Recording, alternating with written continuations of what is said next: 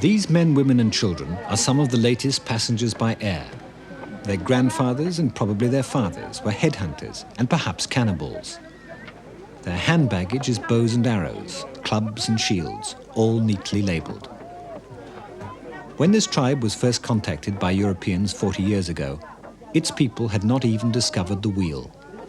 Yet, for the past few years, travelling in these complex flying machines has become part of their everyday experience.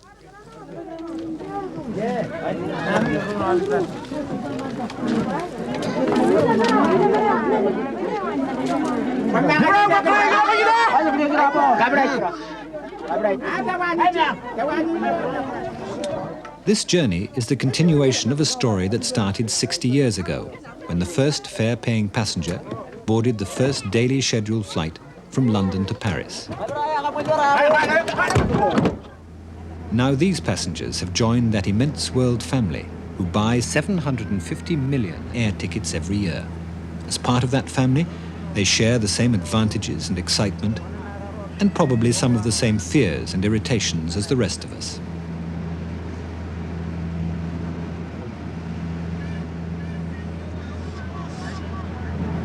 Certainly, from his new point of view high in the skies, the vision of primitive man has been immeasurably widened. For him, and for most of us, to travel through the air is the most brilliant piece of magic. His world and our world have been transformed by the miracle of flying.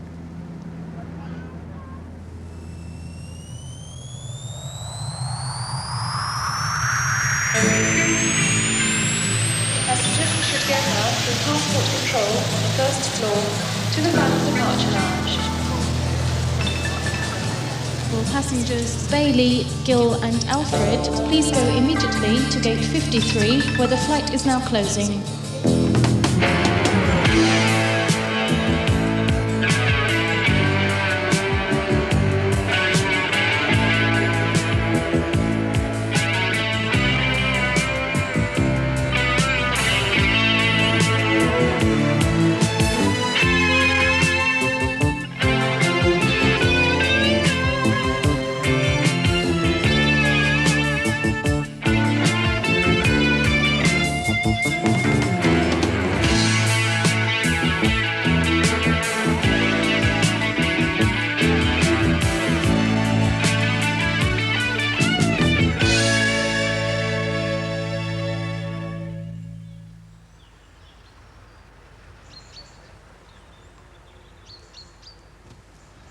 Diamonds in the Sky. Perhaps that title does need a moment's explanation. 60 years ago, the first daily scheduled international passenger service by air began to operate between London and Paris. And in this series, we intend to consider the Diamond Jubilee of man in the skies and what it means. There is a great deal to celebrate and some things to regret. In just 60 years, within a lifetime, the aeroplane has brought about one of the most striking social revolutions of all time. In these 7 programs, we shall not be looking at the military aspects of aviation at all, nor shall we be looking principally at the development of the aeroplane itself. Instead, we shall be considering what passenger aviation has done to us all, how it's changed our lives for better or for worse, socially, economically and culturally. We shall follow its development from the days when it was just a plaything for a tiny minority of enthusiasts to the present day when it's become a mighty industrial force. Now, in telling this extraordinary tale, I speak to you as someone whose own life has been dominated by the flying machine. In the past 20 years, I must have flown 1 million miles as a reporter. And in the making of this series, I think I've notched up at least 100,000 miles more. To open the series, we want to take you to a country where the impact of the aeroplane has been more immediate and more striking than anywhere else I know. Across the world, from my garden here in the south of England, to a remote and intriguing country in the South Pacific, Papua New Guinea, where a people have been brought from the Stone Age into the age of the computer by the aeroplane. To understand why, just look at the terrain.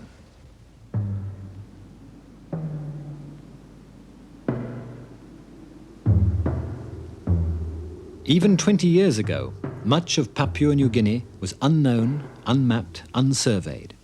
It was just too hard to get into. Here, everything stands in the way of the road and railway builder.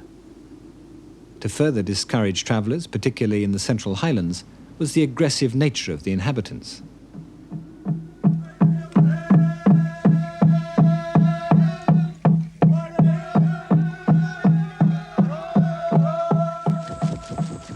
If ever there was a need to fly over the difficulties rather than struggle through them, it was here. It was, and it is, the land of the aeroplane. What air transport has done for the rest of the world, it's done here more visibly, more rapidly, and with more sensational effect. And what gave it a head start so unexpectedly early in aviation history was a quite unrelated event, the discovery of gold. In 1922, William Shark-Eye Park and Jack Nettleton made a rich find on the Bololo River, and the New Guinea gold rush was on. Thousands of gold-fevered prospectors were landing on the coast. To reach the goldfields was at least an 8-day walk, sweating up razor-backed ridges and through dense jungle, with a real danger of attack by hostile tribesmen. To build a road or railway was far too costly and time-consuming. Inefficient though it was, the only way to bring in supplies was on the backs of native New Guinean porters. Unless, of course, something could be done with the newfangled flying machine. For these fragile wood and fabric biplanes, the task seemed too much. And yet, entrepreneurs like Cecil J. Levine were convinced that the only answer was the aeroplane. Levine wanted to do something in aviation that had never been attempted before. He had the fantastic idea, and many people thought he was quite crazy, of flying into the goldfields huge steel dredges weighing up to 3,000 tons. He intended to bring them in piece by piece and then reassemble them on the spot. Well, the British and the American aircraft manufacturers ridiculed the idea. No plane was up to the task, they said. But it was Levine who had the last laugh. Because here it is, after nearly 50 years, one of 8 great steel dredges that was flown in piece by piece, now quietly rusting away in the jungle. Perhaps the first example of the unique value of the aeroplane in the service of man anywhere in the world.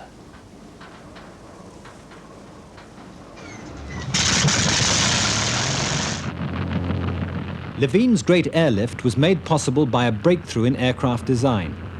The Junkers G31 was of an all-metal construction with 3 powerful engines and could manage payloads of up to 7,000 pounds. Special holes were cut in the top of the plane to accommodate sections of the dredges that were flown in bit by bit and assembled on the site.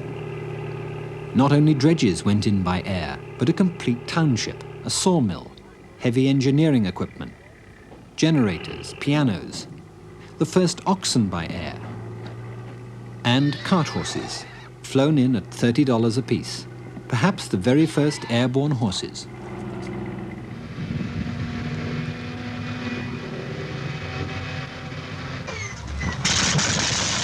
In 1 month, in 1931, the fleet of 4 Junkers carried more freight from the coast into the Bololo goldfields than all the world's airlines combined had flown in the previous 12 months.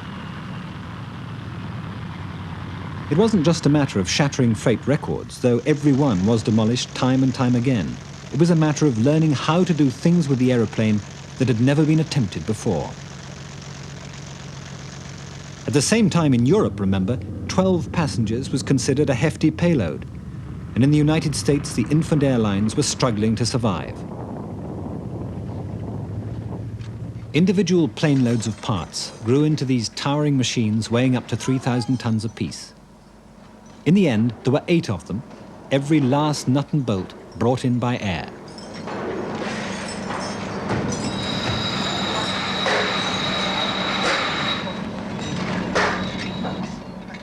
After this, the aeroplane had to be taken seriously. In a sense, the achievement was a reward for greed, a shilling's worth of gold in every bucket, hour after hour, day after day.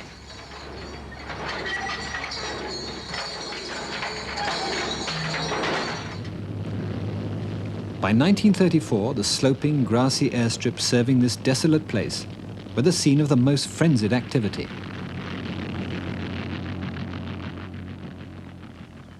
I still find it difficult to believe that this was once one of the 3 busiest airfields in the world. As well as transporting record volumes of passengers and freight in here, Guinea Airways established a whole range of firsts. They were the first airline, for example, to provide free insurance for their passengers, for their European passengers, that is, because the native New Guinean labourers were regarded as cargo and were transported by weight, 1 shilling a pound. And yet, the aeroplane was transforming the world of the New Guinean native. Not only here, but particularly up in the unknown Central Highlands, where the aeroplane was being used as a tool for the explorer. Before she gained independence, Papua New Guinea was administered by Australia. In the 1920s and 30s, government patrols set off to explore the totally unknown Central Highlands. Of all the patrol officers who made those perilous journeys, Jim Taylor was the most notable, and he took this unique film.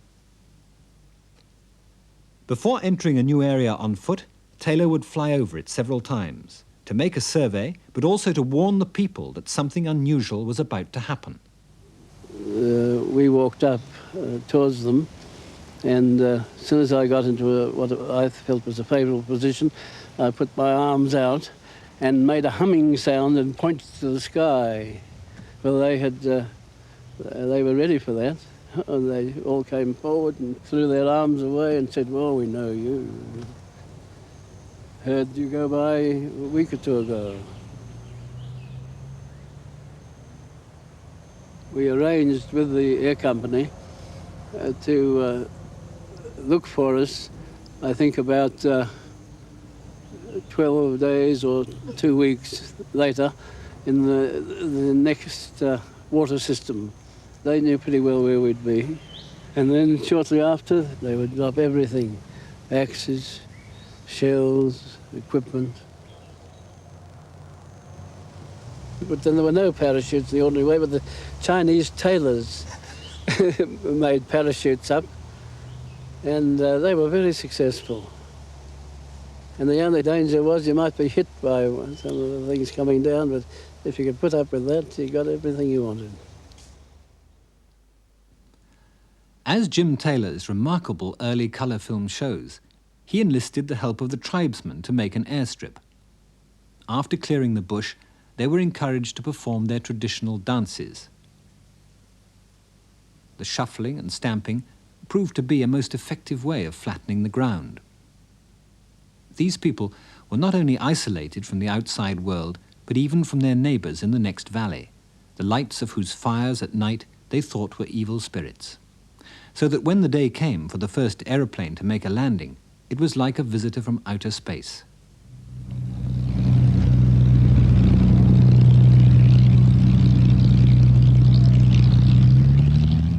Many of the pilots who flew those early missions have vivid memories of how they were received. They refer to an aircraft as a balus, which in Pidgin is a bird. And there have been occasions where food was offered to the aircraft.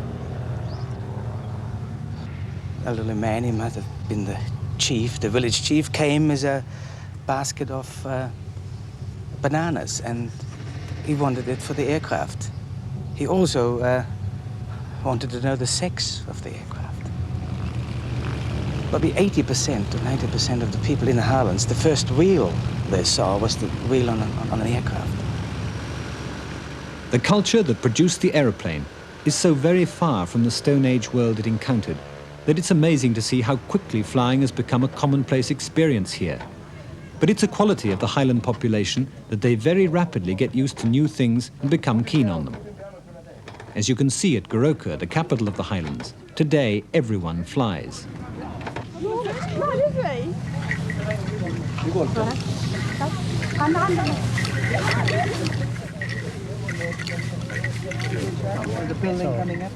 Most of the airstrips carved out of the bush are now served by commercial operators. The biggest of these is Talair. Talair is what is known in the aviation world as a third-level operator, which sounds patronizing and is sometimes meant to be. But there's nothing third-rate about Talair. Its operation room at Goroka is the hub from which this very different kind of airline is run. And its Austrian-born general manager is himself a pioneer aviator in New Guinea. Heli Shushnig. The logistics involved in keeping 60 aircraft flying are at times quite enormous. How many destinations are you flying to? We're flying into 134 destinations on regular public transport. Well, you know, one thinks of third level operation as a small operation, but in terms of logistics, how would it compare with, say, a big European operator? I think we probably have more destinations. We probably would have more takeoff and landings a day than, let's say, a big airline like Lufthansa or Pan American. I wouldn't know the exact figures, but our distances, of course, some of our sectors are only 5 minutes flying. But we would, as an average, we would have about 290 takeoff and landings a day. And at some of the airstrips are not the best.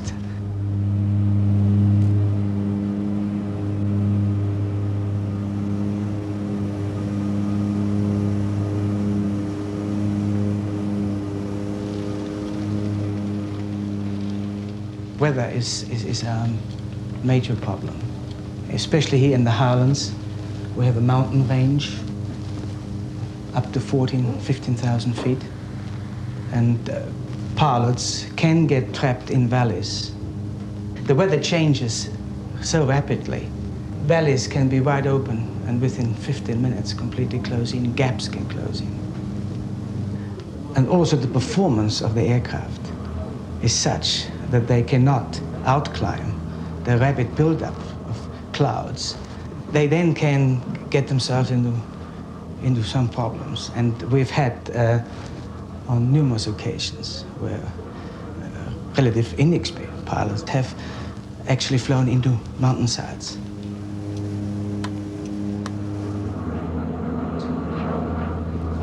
%80 of our airstrips in the Highlands are one-way strips. And some are perched 7,000, 8,000 feet against mountainsides. It doesn't leave much room for error. My committal point is quite a long way out. Once I pass that point, I must continue. I haven't got enough. I can't overshoot. I have to get in, you know. You could possibly break away and do a tight turn and try and get out again, but it's not very advisable with a full load on. You might not get round the turns. In the afternoon, you tend to pick up a tailwind in here of about 10 to 15 knots, which makes it pretty hair-raising. Of course, if you risk the takeoff without having, not knowing whether you can move around, you're really putting your neck on the block because there is not a lot of room around here to turn around. And if you have to go down below the strip level, and if you've got a load on, you just might not have enough power to get back to the strip level to get in to land again. So, you know, you've really got you're really hanging out there. It's not a wise decision. If you don't know that you can definitely take off and get out, it doesn't pay to take off because, as you can see, all these rocks are pretty hard.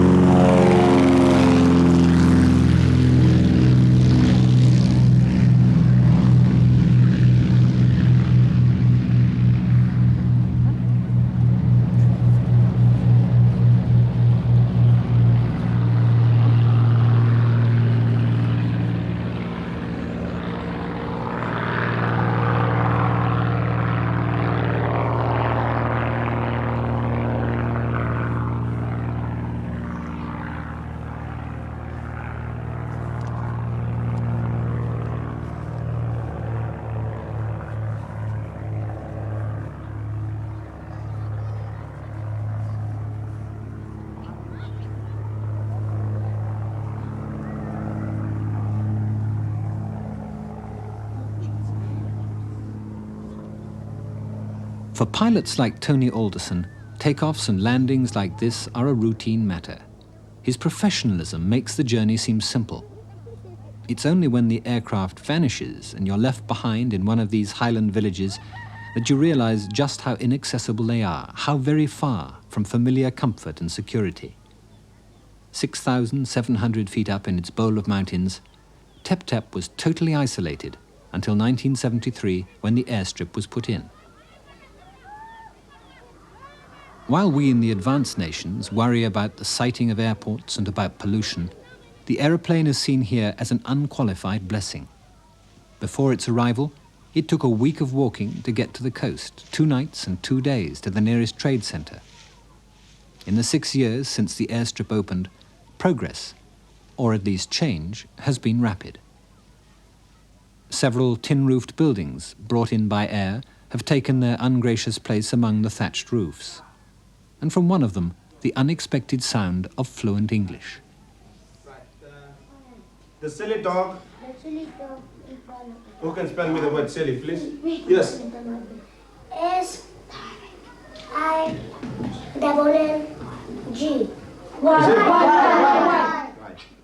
A teacher flown in from the provincial capital is giving this first generation of local children to receive any education an introduction to the English language. But if you got that, you tick the your work, eh? Right, number 4. Let's go on to number 4. Yuppe. All very impressive, except that while learning a foreign language, many children are forgetting their own. It's a worldwide phenomenon. In Papua New Guinea, no less than 750 different languages are now spoken. But already, some are remembered by only 2 or 3 older folk. And as communications improve and Western influence grows, many will disappear forever. Last night. Till 6 years ago, this community built everything from the wood and the stone around them. Now the aeroplane brings in its load of copper pipes and plastic, even the first flush toilet, which must be a milestone of some kind.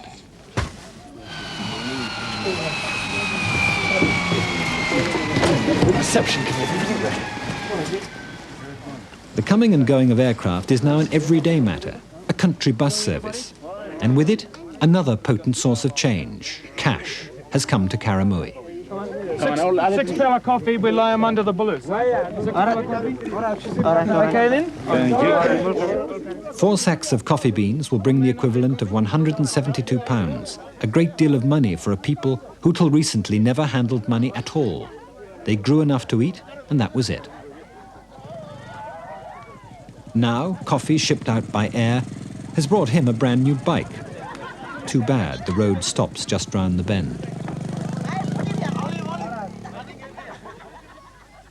All over the highlands, they're growing coffee and cardamom seeds, even raising cattle.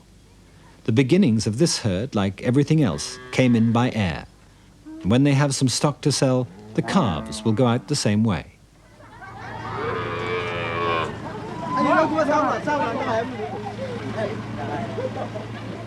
And the proceeds of all this trade is enriching the women as well as the men, giving them an independence they never had before. All thanks to the aeroplane. But there is a debit side. When man gets airborne, his diseases go with him. Their new mobility has brought these people tuberculosis, influenza, and recently an epidemic of venereal disease.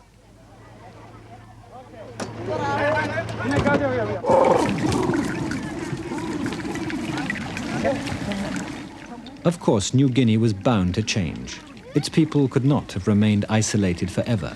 It's just that the aeroplane has allowed a great deal to happen in a very short time, as it has everywhere, in countries very different from Papua New Guinea. To people of every kind, to statesmen, sun-seekers, salesmen, golfers, grandmothers, lovers, migrants, schoolchildren, and of course, television reporters.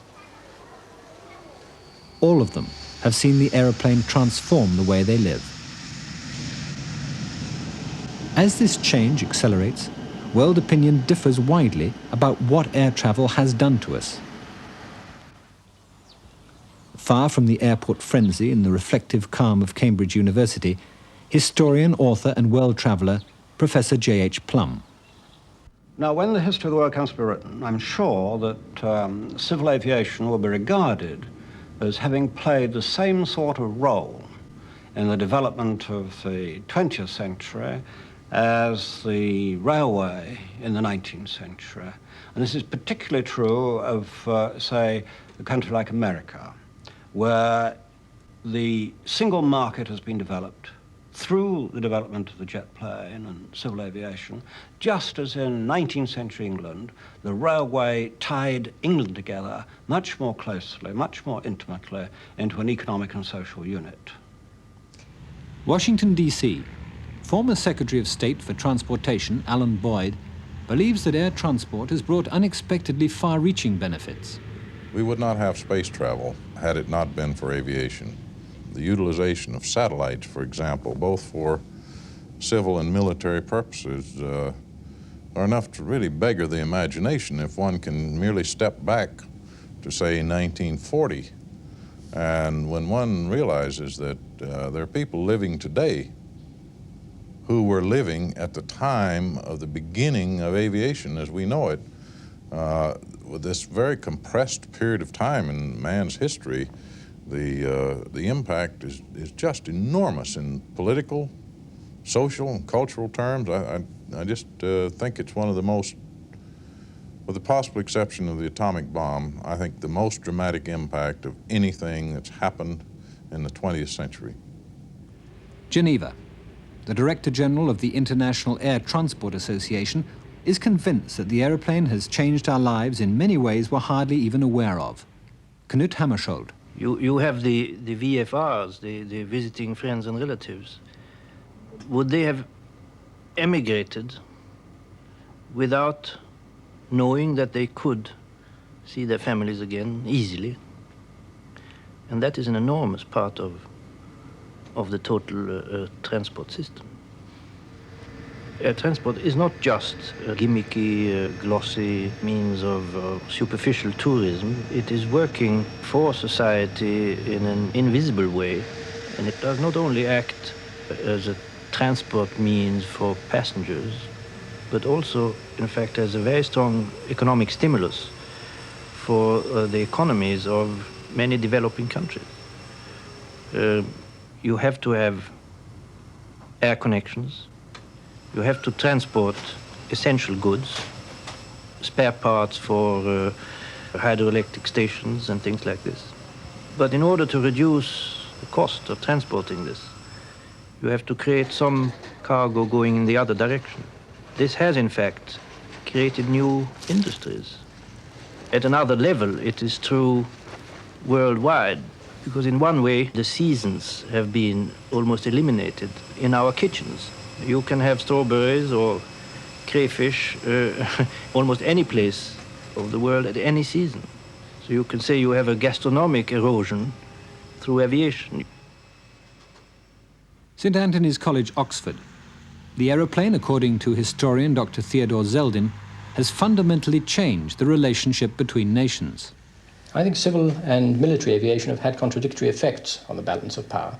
On the one hand, civil aviation means that small nations have a say in the community of nations now, which they did not have before. They're able to turn up in the United Nations. They have to be listened to. On the other hand, military aviation has greatly increased the relative power of the superpowers, who are able to destroy these small nations if they wanted to, but they cannot. This military aviation is, in fact, unusable because of the changed conditions, the new status that small nations now have. The United Nations has is based, one might almost say, on the existence of the airline. The United Nations could not exist without it. I think in business it has had the effect of increasing the power of managing directors, who are now able not only to send people out as they used to discover what the local situation is, but who come in at the last moment and finalize negotiations. The paradoxical result of this is that power is becoming more centralized. And then on the broader field, of course, it's diversified human entertainment. I mean, people love to travel. All human beings have natural curiosity about other environments. They're as curious as cats in many ways. And although when they get to the places they want to go to, they may be disappointed, the curiosity is always there. The imagination has been excited, and they can gratify that. And if you believe, as I do, that travel enriches the human mind, then this is a very positive gain. And it's not only the middle-aged and the affluent that can travel, the young can travel. Whenever I go to an airport, I'm astonished by the number of people with packs on their backs, not moving just a short distance, but maybe halfway around the world.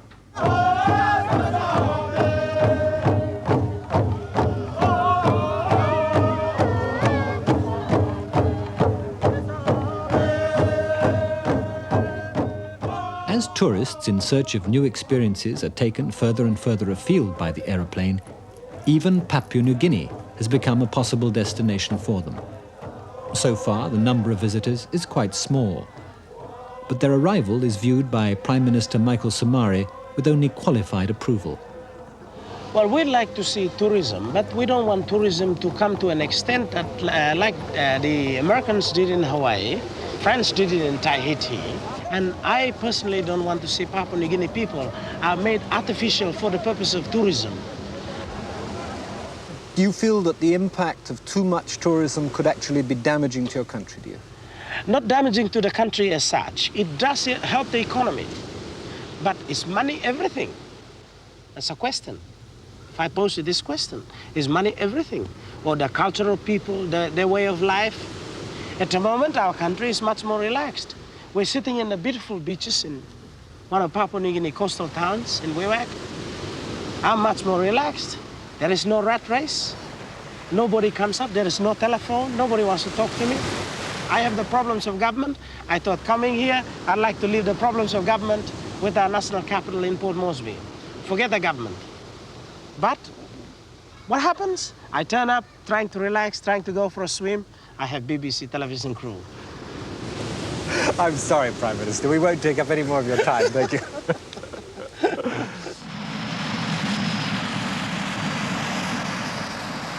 Though there still aren't many tourists, the highly developed airline network has already enabled them to penetrate the remoter parts of Papua New Guinea, where their arrival has set off the now familiar chain of social and economic consequences.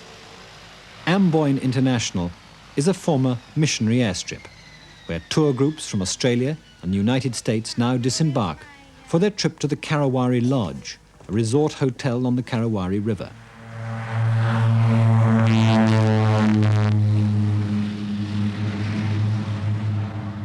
During their 3-day stay, they are promised an intimate glimpse of the private lives of the local people.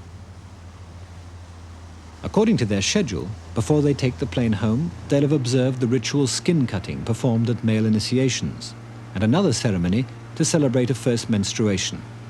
And they'll have lived in what is described as traditional accommodation. Their dining room and bar is a copy of a native spirit house. But the food they eat owes nothing to local cuisine. It came in the same way they did, by air. According to manager Peter McDonnell, that's what the tourist wants, a sense of adventure, but nothing too unexpected. Well, the local people are very friendly, and I think that the average tourist wants to get very close to them, but they still don't want to lose the comforts of home.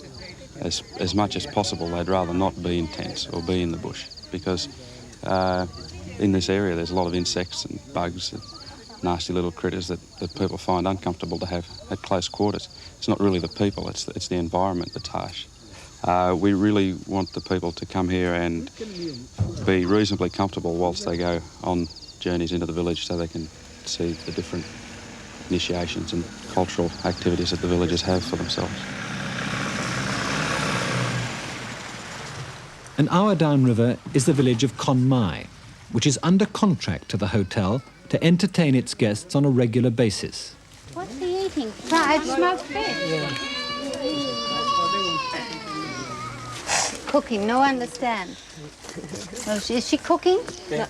No, I wasn't doing cooking. Oh, no, she got the cooking pot. Travel broadens the mind, a cliché we all grew up with. But in the age of mass mobility, does it still have the ring of truth? I think it has certainly given people more pleasure. Whether it has enriched it is an uncertain matter, in that it is not at all clear that people know the countries they visit all that much better.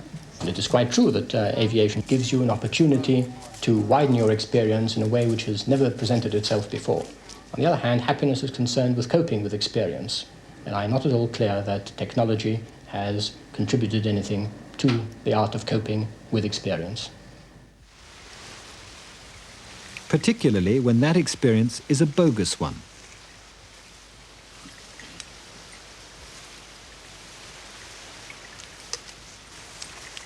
It's the reenactment of a headhunting raid laid on by the villagers of Kon Mai. Even in the jungles of Papua New Guinea, they are caught up in the vast showbiz world that is international tourism today.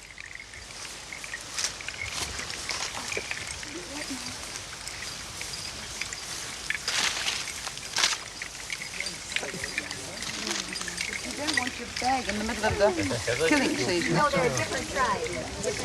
Yes, different size.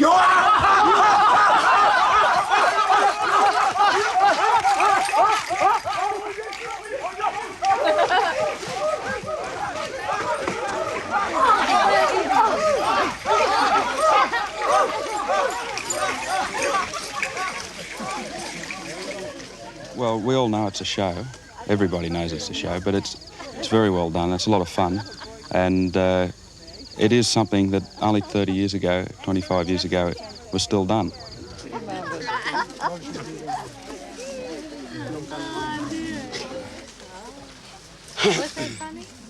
When we came here, the culture was on the wane, so to speak, and now there's been a new interest aroused in the area by the people themselves, because instead of forgetting about their culture, they've now found that somebody is interested in it. They're quite flattered that the tourists want to come and see their culture and not to see what they've made in terms of progress towards our culture.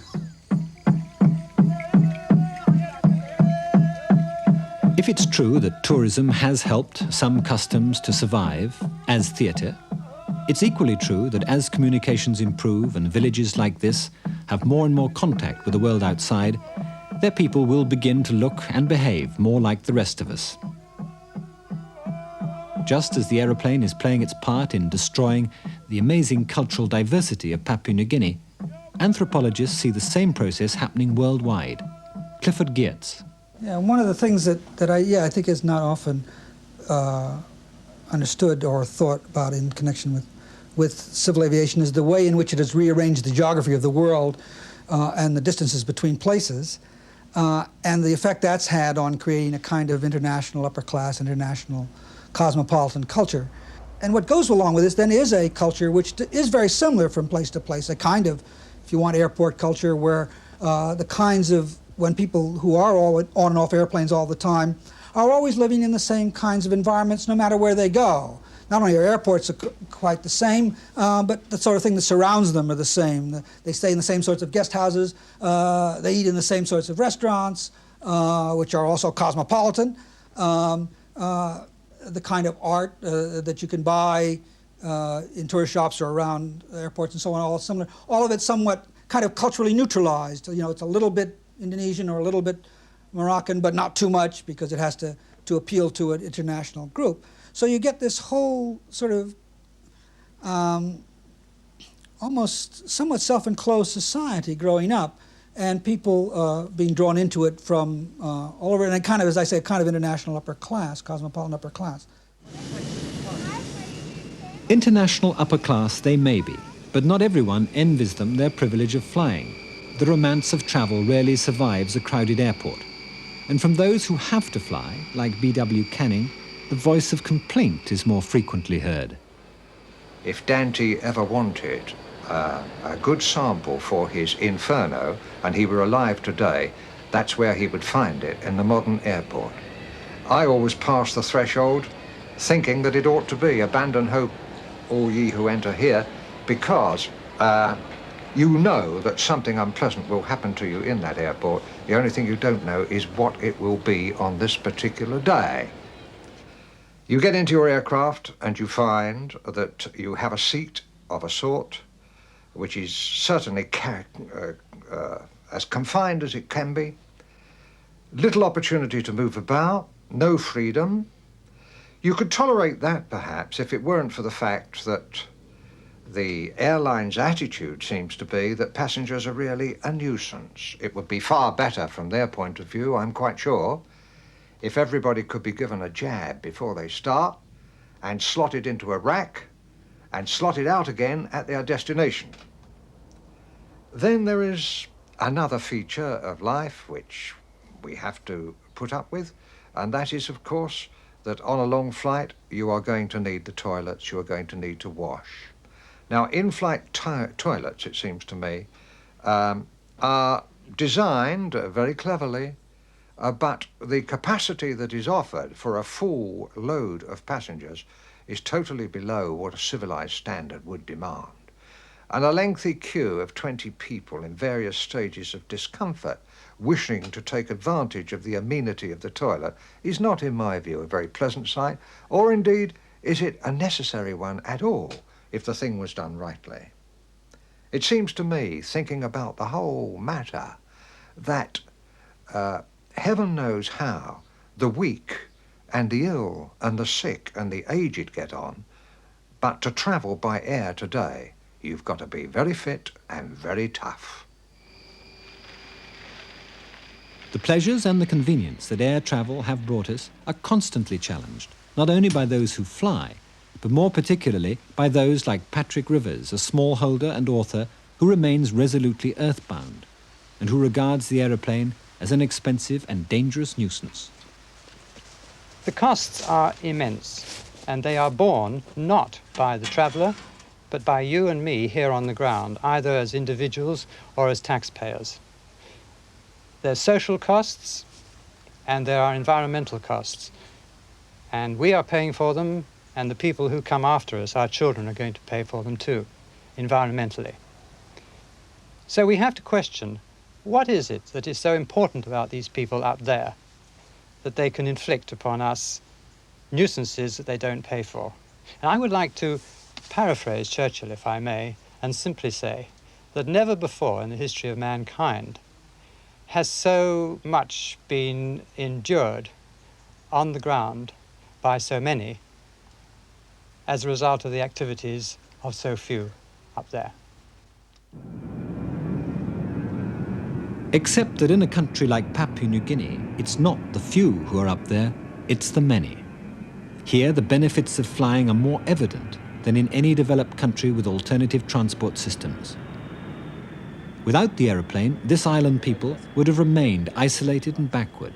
For all emerging nations, a state airline is a most important symbol. It marks their place in the modern world. Air New Guinea, it's true, is still staffed in most senior positions by Australians. But the airline is proud of the progress made in training locals to take over top positions. Vincent Penny, in 1978, became their first black captain, and others will certainly follow. According to the American magazine Ebony, black pilots are so unexpected that white passengers are shocked to see a black face in the cockpit. Prejudice against black pilots is a fact of life. But by Air New Guinea at least, it's a problem that's confronted head-on. If you fly with them, you may well find yourself in the hands of a black pilot.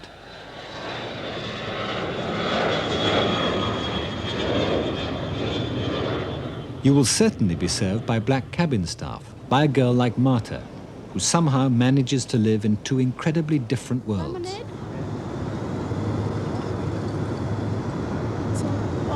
Sorry, just put your tray table down. 15 years ago, Marta would not have been allowed out of her village. Girls were simply chattels. And when she visits her family, she still sometimes wears her traditional bark skirt and shell beads. At work, she flies on international routes to Hong Kong, Japan, and Australia. Thank you, Marta. Thank you very much.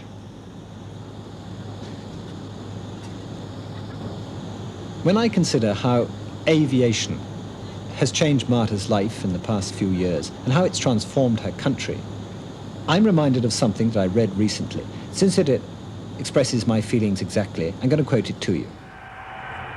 Here is an enormous and incalculable force let loose suddenly upon mankind, exercising all sorts of influences, social, moral, and political, precipitating upon us novel problems which demand immediate solutions, banishing the old before the new is half matured to replace it, bringing the nations into close contact before the antipathies of race have begun to be eradicated. Yet, with the curious hardness of a material age, we rarely regard this new power otherwise than as a money-getter and time-saving machine.